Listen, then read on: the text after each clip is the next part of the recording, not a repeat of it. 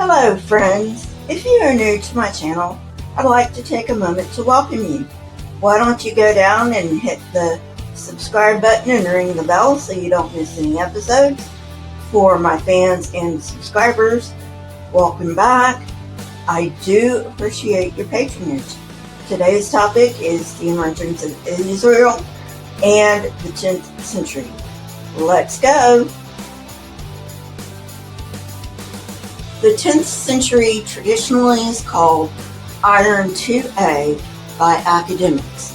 Huge changes took place in southern Canaan, including the formation of tribal states, while in the Transjordan, tribal states developed more slowly, not flourishing till the 8th century.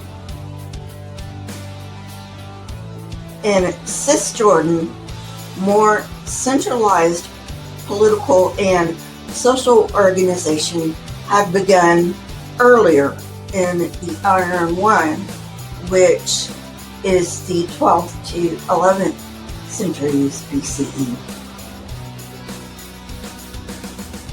I will now briefly discuss two problems pertaining to scholarship. First, most scholars have failed to develop the definition of the word state. What constitutes a state? What are state formation processes? Second, and more importantly, is chronology.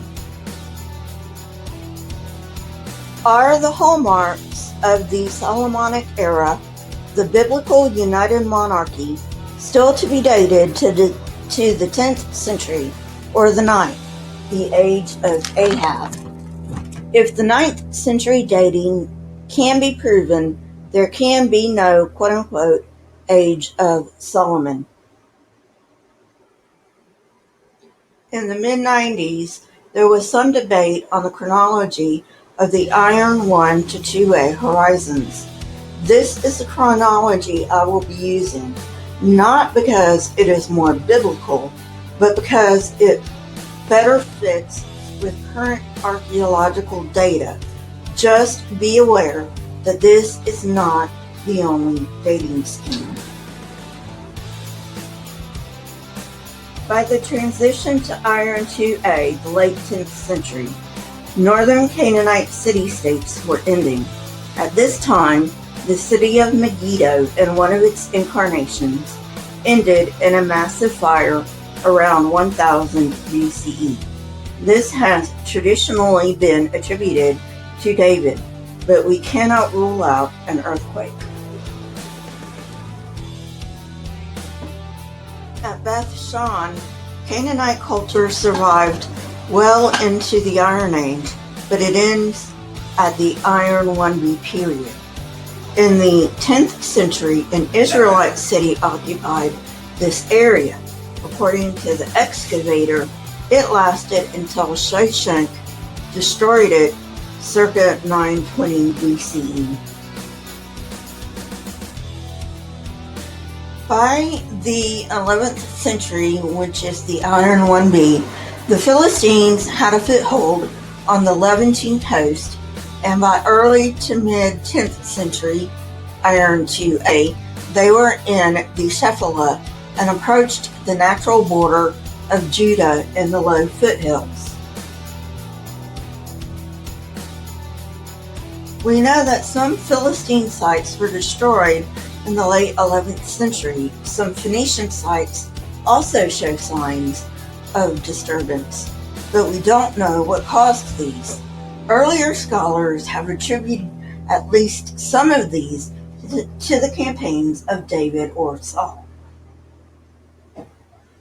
Regardless, we can see general unrest in the late to mid-11th century along the coast and to a certain degree inland.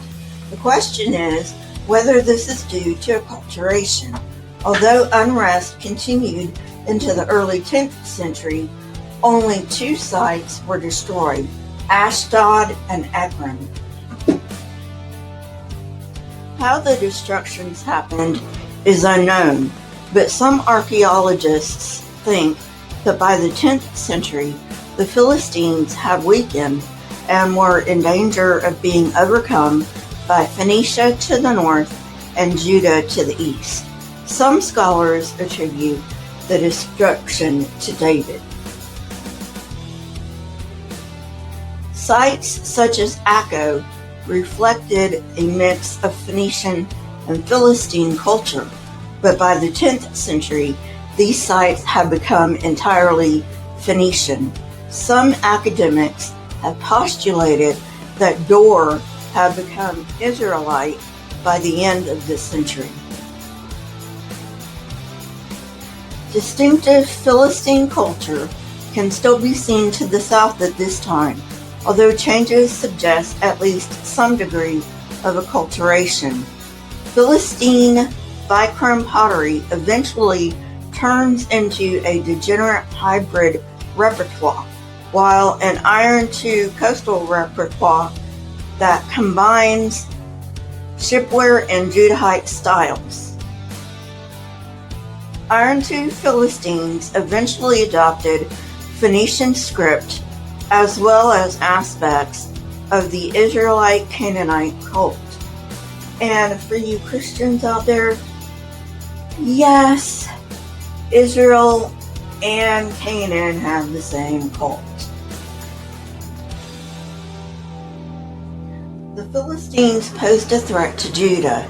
After all, the combined population of the pentapolis of the Philistines was estimated at 25,000 in the 12th to 11th centuries, and as much as 50,000 by the early 10th century.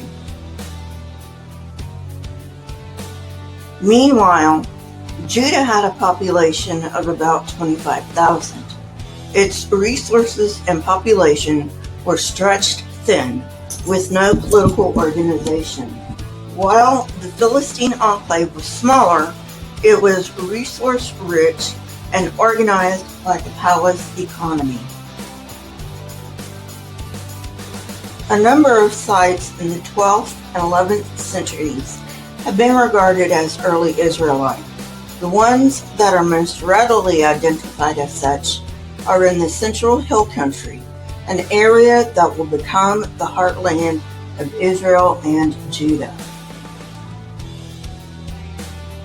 Almost all of these villages ended between 1100 and 1000. While some were re-inhabited, others were abandoned altogether. In the general systems approach, this major shift in settlement types and distribution was very significant, especially since there is no evidence of ethnic movement. What was responsible for such a shift? Simply put, early Israel was urbanizing. It is obvious that the population shifted from rural to urban in the 10th century BCE. Many of these sites, although Canaanite in the 12th to 11th centuries, became distinctly Israelite in the 10th century. Dan remained culturally Canaanite until the 10th century. Near the Syrian border, an incarnation of the city was destroyed circa 1000, perhaps by an earthquake. Afterward, we see it resettled as a more industrialized city with iron production and an economy based on trade. Tel El-Farah North, aka Biblical Tirzah, was the capital of the Northern Kingdom for a while and was rebuilt in the late 10th century that was characterized by courtyard houses. These houses were better constructed than many Iron One houses. Anaeus, apologies if I mispronounced that, which is a temple model associated with Asher or Hathor, was found in one of the houses. Curiously, this model has parallels in Cyprus and Transjordan. Tel El-Farah North was a planned Israelite urban site strategically located and destroyed in the late 10th century. Well, friends, that's it for today. I hope you enjoyed it.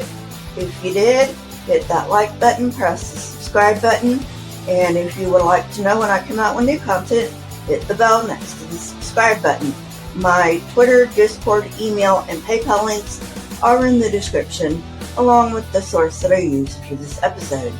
If you wish to get in contact with me, Twitter is the best way. Please leave comments in the comment section. Not only do I love hearing from you, but it triggers the YouTube algorithm. You may also leave requests down there as well. I may not get to them right away, but I will get to them. Keep learning and searching for truth. Here are a few videos from my library. If you have not watched them yet, go ahead and watch them and tell me what you think. Until next time, friends, stay safe and goodbye.